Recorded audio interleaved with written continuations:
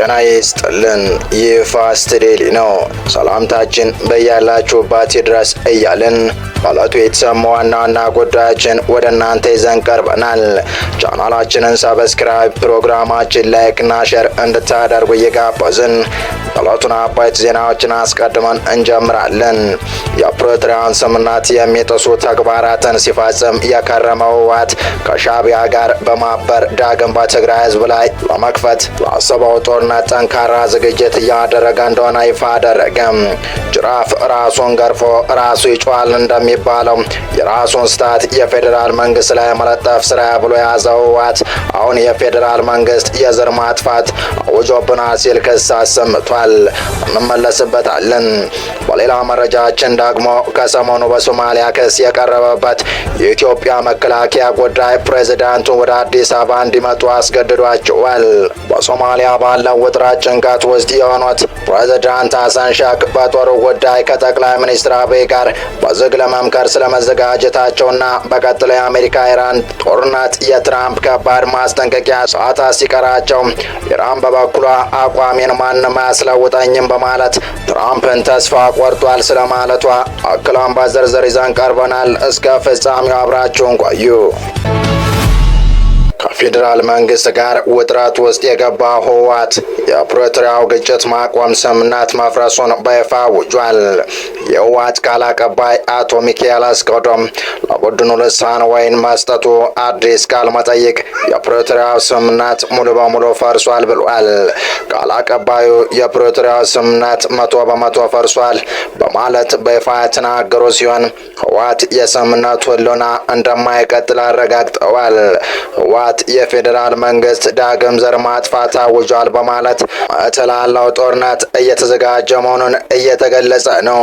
ቃል አቀባዩ በቃል መጠይቃቸው የህልውና ጉዳይ ነው ካሉት በተቃራኒ ቆመዋል ያሏቸውን የቡድኑን ተቃዋሚዎች ብሔር ከፍተኛ ክዳት እንደፈጸመ ይቆጠራል ሲል ወንጅለዋል።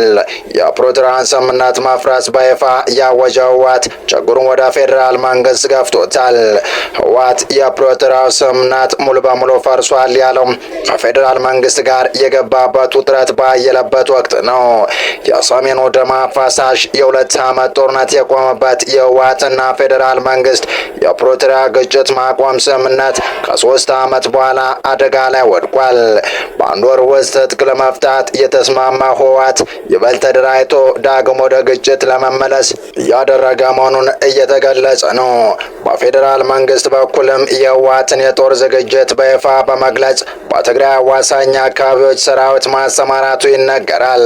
ጠቅላይ ሚኒስትር አብይ አህመድ የህወሓትን የዳግም ጦርነት ዝግጅት በማረጋገጥ የሚፈጠረውን ትንኮሳ ለመመከት በቂ ዝግጅት ማደረጉን መጠቆማቸው ይታወሳል። በትግራይ ክልል ከዚህ ቀደም በነበረው ጦርነት ምክንያት እስካሁን ሰዓት ድረስ ወደ መኖሪያቸው ያልተመለሱና እርዳታ ፈላጊዎች ባሉበት ሁኔታ ነው ህወሓት ጦርነት ለመክፈት ከባድ ዝግጅት እያደረገ የሚገኘው። በትግራይ ክልል 2.3 ሚሊዮን ዜጎች እርዳታ ይፈልጋሉ። ከእነዚህም ውስጥ 1.4 ሚሊዮን ምንም አይነት እርዳታ እያገኙ አይደለም ሲል ኮሚሽኑ ደብዳቤ መጻፍ ይታወሳል። በትግራይ ክልል 2.3 ሚሊዮን ዜጎች አስቸኳይ እርዳታ የሚፈልጉ ሲሆን ከእነዚህ ውስጥ 1.4 ሚሊዮን እርዳታ የደረሳቸው ባለመሆኑም መንግስት ድጋፍ እንዲያደርግ የትግራይ ክልል የአደጋ ስጋት አመራር ኮሚሽን ለፌዴራል አደጋ ስጋት አመራር ኮሚሽን በጻፈው ደብዳቤ ጥሪ አቅርቧል። ኮሚሽኑ መጋቢት 10 ቀን በጻፈው ደብዳቤ በክልሉ 2.3 ሚሊዮን የሚጠጉ ሰዎች የዕለት ተዕለት እርዳታ እንደሚፈልጉ ገልጿል። ከእነዚህ መካከል ተፈናቃዮቹም ተመላሾችና የሴፍቲኔት ተጠቃሚዎች የሚገኙባቸው ሲሆን ዜጎች በሰው ሰራሽና በተፈጥሮ አደጋዎች ምክንያት ለከባድ ችግር መጋለጣቸው ተጠቅሷል።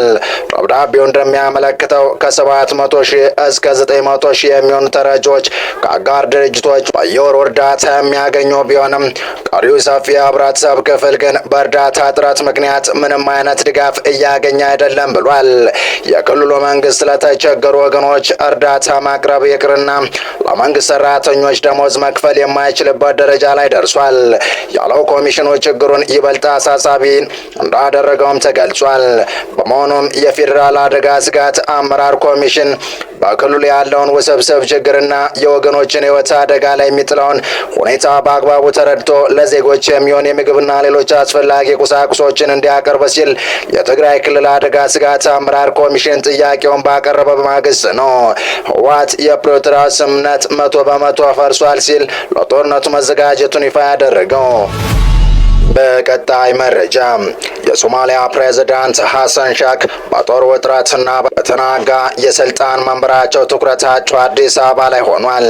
ከጠቅላይ ሚኒስትር አብይ አህመድ ጋር ፊት ለፊት ተገናኝተው ሊመክሩ መሆኑ አዲስ ይፋ የሆነው መረጃ አመላክቷል።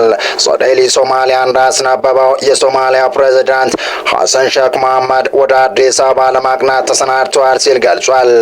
የፕሬዝዳንቱን ጉዞ ያመለከተው መረጃ ይፋ የሆነው በሶማሊያ የሚገኙ የኢትዮጵያ ጦር ላይ የአገሪቱ ምክር ቤት አባላት ክስ ካቀረቡ በኋላ ነው። በርካታ የሶማሊያ ፌዴራል ፓርላማ አባላት በሳውዝ ዌስት ግዛት ቦር በተባለ አካባቢ የሚንቀሳቀሱ የኢትዮጵያ ወታደሮች ከግዛቲቱ መንግስት ፍላጎት ውጭ እንቅስቃሴ ያደርጋሉ በማለት መክሰሳቸው የሚታወስ ነው። ለግዛቲቷ ወገንተኛ የሆነው የፓርላማ አባላቱም የኢትዮጵያ ወታደሮች ፌዴራል መንግስቱ በአካባቢ የግዛቲቱ መንግስት የሚቃወሙ ታጣቂዎችን እንዲያደራጅ ፈቅዷል በማለት ነው የከሰሱት። የሶማሊያ ፌዴራል መንግስትና የሳውዝ ዌስት ግዛት ከባድ ውዝግብ ላይ ሲሆኑ ግዛቱ የመገንጠል እንቅስቃሴ ላይ መሆኑ በተለያዩ አቅጣጫ ውጥረት ላይ የሚገኙት ፕሬዝዳንቱን አጣብቂኝ ውስጥ ከቷቸዋል። የሳውዝ ዌስት ግዛት በዚህ ሳምንት ከፌዴራል መንግስት ጋር ያለውን ግንኙነትም አቋርጧል። የሶማሊያው ፕሬዝዳንት ሐሰን ሼክ መሐመድ በሀገሪቱ ደቡብ ምዕራብ ግዛት የተፈጠረውን ይህን ከፍተኛ የፖለቲካና የጸጥታ ውጥረት በማርገብ ወደ አዲስ አበባ ለመጓዝ መሰናዳታቸው የተገለጸ ፕሬዝዳንቱም ከጠቅላይ ሚኒስትር አብይ አህመድ ጋር የሚያደርጉት ውይይት ከሳምንት በፊት በጅቡቲ ካካሄዱት የሶስትዮሽ ምክክር ቀጥሎ የተደረገ አስቸኳይ ጉዞ ነው። አሁን ላይ በሶማሊያ የተከሰተው ውጥረት ዋነኛ መንስኤ የሶማሊያ ፌዴራል መንግስት የክልሉ መቀመጫ ባይዶዋን በኃይል ለመቆጣጠር ሰራዊት ወደ ባይዶዋንና በአኮል አካባቢዎች እያሰማራ መሆኑ ነው። ይህንኑ ተከትሎ የደቡብ ምዕራብ ግዛት ከፌዴራል መንግስቱ ጋር ያለውን ግንኙነት በይፋ ያቋረጠ ሲሆን አንዳንድ ከፍተኛ የፌዴራል ባለስልጣናትም መንግስት በክልሎች የውስጥ ጉዳይ ጣልቃ እየገባ ነው በሚል ከስልጣናቸው ለቀዋል። የፕሬዝዳንት ሐሰን ሼክ የአዲስ አበባ ጉዞ ዓላማም የኢትዮጵያን ወታደሮች በክልሉ ያላቸውን ሚና ግልጽ ለማድረግና በባይዶዋ አካባቢ የተጋረጠውን ወታደራዊ ፍጥጫ በዲፕሎማሲ መንገድ ለመፍታት ያለመ እንደሆነ ተመላክቷል። ይህም የፕሬዝዳንቱ በቀጠና ትብብር በኩል የአገር ውስጥ ቀውሶችን ለመፍታት የሚያደርጉት ጥረት አካል ተደርጎ ተወስዷል። በሌላኛው መረጃችን የትራምፕ ሆርሙዝ ይከፈት ማስጠንቀቂያ 24 ሰዓት ቀርቶታል። ኢራን በኩል ደረጃ የአጸፋ ጥቃት እንደምትፈጽም አስጠንቅቃለች። የአሜሪካ ፕሬዝዳንት ዶናልድ ትራምፕ ኢራን ወሳኝ የነዳጅ መተላለፊያ የሆነውን የሆርሙዝ ወሽመጥ በ48 ሰዓት ውስጥ የማትከፍት ከሆነ የኃይል ማመንጫዎቿን እንደሚያወድሙ የሰጡት ማስጠንቀቂያ ከቴህራን በኩል መለሳለስ ሳይታይበት ከ24 ሰዓት ያነሰ ጊዜ ቀርቶታል። የኢራኑ ፕሬዝዳንት ማሱድ ፔሽኪያን የትራምፕን ዛቻ የተስፋ መቁረጥ እርምጃ ሲሉ አጣጥለውታል። የኢራን አብዮታዊ ዘብ በበኩሉም የአገሪቱ የኤሌክትሪክ ማመንጫዎች የሚመቱ ከሆነ በኩል ደረጃ በቀጠናው ሀገራት ተቋማት ላይ የአጸፋ ጥቃት እንደሚፈጽም አስጠንቅቋል። አሜሪካ ይህንን ብትልም የኢራን ኤሌክትሪክ መሰረተ ልማቶች ጥቃት የሚፈጸምባቸው ከሆነ የእስራኤል የኃይል ማመንጫዎችና በቀጠናው ሀገራት ለሚገኙ የአሜሪካ ጦር ሰፈሮች ኤሌክትሪክ የሚያቀርቡ ተቋማት ላይ የአጸፋ ጥቃት እንደሚያደርስ የኢራን አብዮታዊ ዘብ አስታውቋል።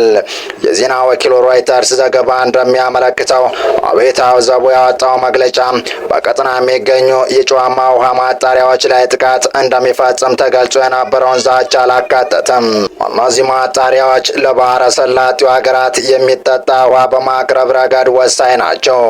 በወታደራዊ ማህበራዊ ጉዳይ ገጽ ላይ የወጣው መግለጫ ውሸታም የሆኑት የአሜሪካ ፕሬዝዳንት የአብዮታዊ ዘቡ የውሃ ማጣሪያ ተቋማትን ለማጥቃትና በቀጠና ባሉ ሀገራት ህዝቦች ላይ ችግር ለመፍጠር አቅዷል በማለት ከሷል ብሏል። የአሜሪካ ፕሬዝዳንት ዶናልድ ትራምፕ ቴህራን በ48 ሰዓታት ውስጥ የሆርሙዝ ወሽመጥን ለሁሉም መርከቦች ሙሉ በሙሉ ክፍት ካደረገች የኢራን የኃይል ማመንጫ ጣቢያዎች የጥቃት ኢላማ እንደሚደረጉ አስጠንቅቀዋል። የኢራን እስላማዊ አብዮታዊ ዘብ ለትራምፕ ማስጠንቀቂያ በሰጠው ምላሽ ለማንኛውም አይነት ዛቻ በኩል ደረጃ ምላሽ ለመስጠት ቁርጠኛ ነን።